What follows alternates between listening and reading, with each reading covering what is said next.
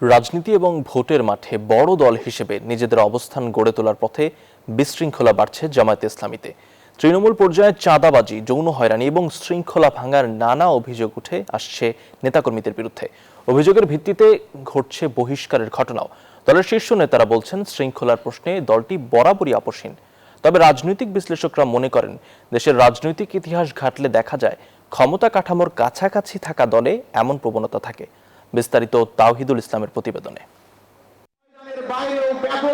সুশৃঙ্খল ও সুসংগঠিত রাজনৈতিক দল হিসেবে পরিচিত জামায়াত ইসলামী বর্তমানে প্রধান বিরোধী দল। দলটির নেতাকর্মীদের বিরুদ্ধে অতীতে দুর্নীতি এবং নৈতিক স্খলনের মোটা দাগে অভিযোগের নজির ছিল না, কিন্তু ২৪-এ ক্ষমতার পট পরিবর্তনের পর থেকে দলীয় শৃঙ্খলা ভঙ্গের বেশ কিছু অভিযোগ আসতে থাকে।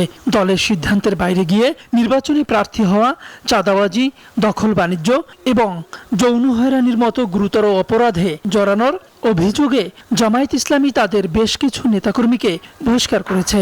প্রশ্ন উঠেছে, জামায়াত নেতাকর্মীদের মাঝে কেন এমন বিশৃঙ্খলা? আমরা আদর্শবাদী দল হিসাবে আনুগত্য শৃঙ্খলার ব্যাপারে একেবারেই আপোষহীন। দ্বিতীয় হচ্ছে, এ ধরনের ঘটনা ঘটলে আমরা ব্যবস্থা নিচ্ছি নাকি এটাকে প্রশ্রয় দিচ্ছি, এটা হলো আপনার দেখার বিষয়। কিন্তু আমরা ছোট অবস্থায়ও যা ছিলাম, নীতিগত পয়েন্টে বড় অবস্থায় একই আছি। আমি মনে করি ক্ষমতার স্বাদ পাওয়ার কারণেই আমাদের লোকজনের মধ্যে তাদের নেতাকর্মীদের আসল চরিত্রটা অনেকেরই আসল চরিত্র ফুটে উঠছে। একমাত্র স্মার্ট সিটি বসুন্ধরা, আধুনিকতায় এক ধাপ এগিয়ে।